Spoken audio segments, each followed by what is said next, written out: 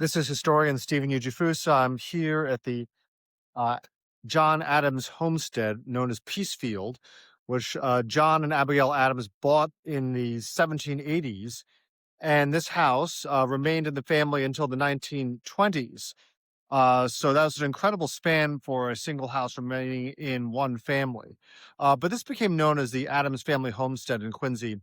And the great historian Henry Adams, who is the role model for uh, all historians of American history, uh, the grandson and great grandson of presidents, Henry Adams would write that growing up, he found it very, very strange that while all of his friends in Boston went to fashionable resorts such as the North Shore, uh, he would instead go to Quincy, which was a much grittier place than these summer retreats.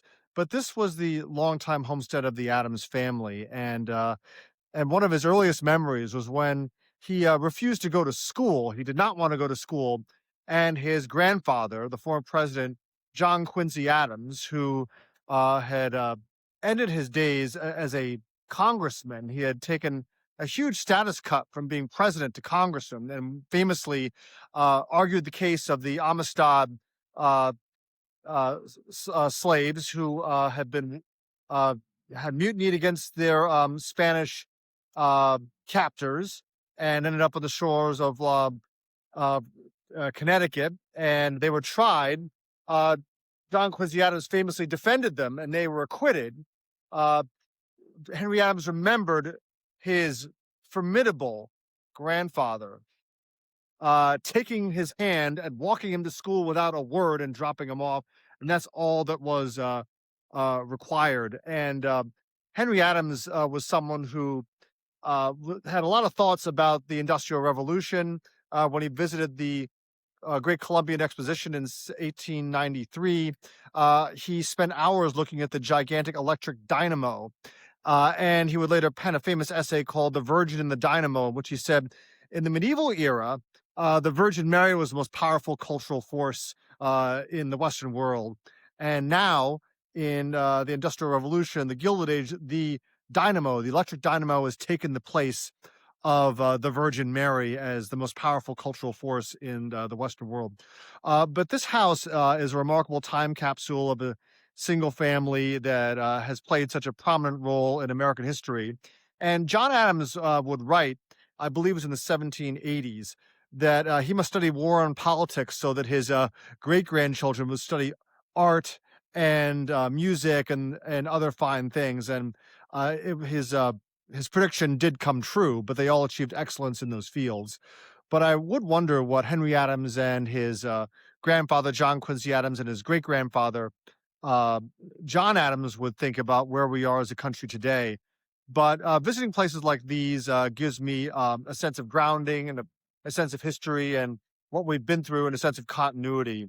And this house miraculously is still here and is now open to the public and preserved.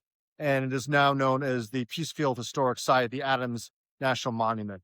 And the one of the things that made the John Adams story so compelling was that, unlike so many historical figures who we know from the colonial era and the Revolutionary era, it's not just a story of war and politics, but it also is a love story. In that John and Abigail Adams were devoted spouses, but also political partners, intellectual peers, and that's actually what separates John Adams in many ways from George Washington and Thomas Jefferson, and that their story was a story of romantic partnership as well as political partnership. It's also interesting comparing Peacefield with Monticello.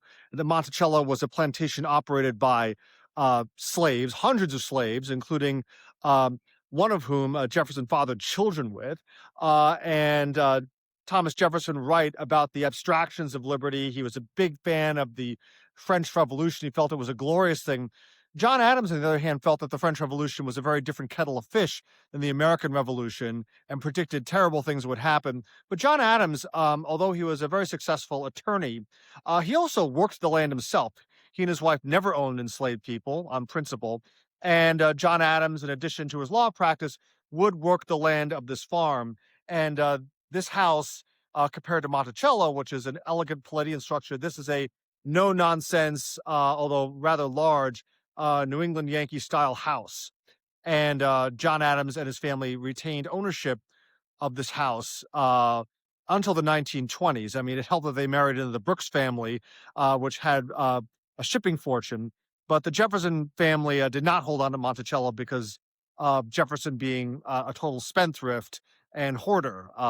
But it is interesting that it was also here that not only did John Adams die on the 50th anniversary of the signing of the Declaration of Independence, the same day as Thomas Jefferson, but it's also here that he exchanged letters with Jefferson in their old age about the meaning of what they did, what they accomplished back in the 1770s and early 1780s. And they had a long-standing political feud after the Revolution. They absolutely despised each other, had very different political ideals. But eventually, these two men did make up, and it was from this house that John Adams, as an old man in the 1810s and 1820s, would write prolific letters to Jefferson. This is historian Stephen Ujifusa in Quincy, Massachusetts. Thank you so much for listening.